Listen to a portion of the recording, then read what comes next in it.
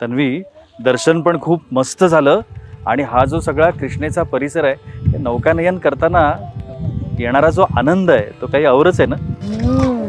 श्री, आजवर खूप मंदिरं पाहिली, पण हे मंदिर काही वेगळे नाही. काय वेगळं दिसलं तुला? म्हणजे असं नीट सांगता नाही येणार, पण या मंदिराची रचना काहीशी वेगळी आहे. म्हणजे मंदिरासारखी नाहीये. अगं, कारण हे मंदिर बिदरच्या बादशाने बांधलं.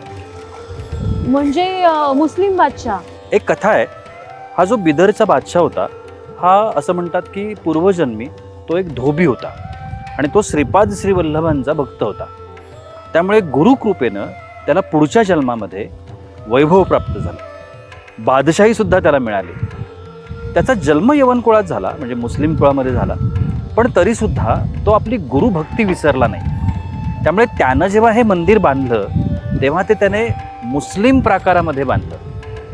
म्हणजे बघ, आज आपण आत्ता ज्या पादुकांचं दर्शन घेऊन आलो, त्या पादुकांवरती जेव्हा पूजा होते किंवा त्यांचा अभिषेक होतो, तेव्हा त्या पादुकांवरती सुद्धा एक मुस्लिम परंपरेमधलं पुन्नी नावाचं वस्त्र घातलं जातं. सारं काही वेगळं नाही. अगदीच. आपण याच्यातलं काय लक्षात घ्यायचं की धर्म, जात, प्रांत ह्या ज्या काही सगळ्या चौकटी आहेत, ह्या सगळ्या माणसाच्या संकुचित मनाच्या चौकटी आहेत. या विश्वाचा जो पालनहार आहे, तो पालनहार या सगळ्याच्या पलीकडचा आहे.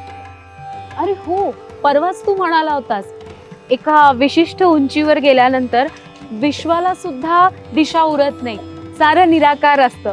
हो अगं, पण इथे तर प्रत्यक्षात समोर गुरु आहेत, त्यांची उंची आपण कशी मोजणार? खरं आहे. फक्त लीन व्हायचं आणि भक्तिभावानं त्यांची पूजा मांडायची. अगदीच. दिगंबरा दिगंबरा श्रीपाद वल्लभ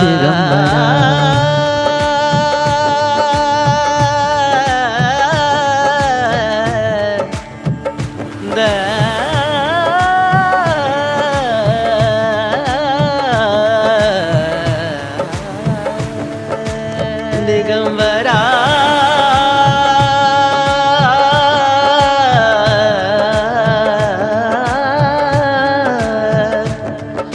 दिगंबरा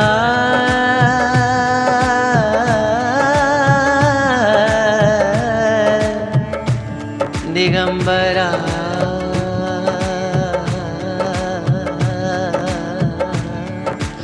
दिगंबरा.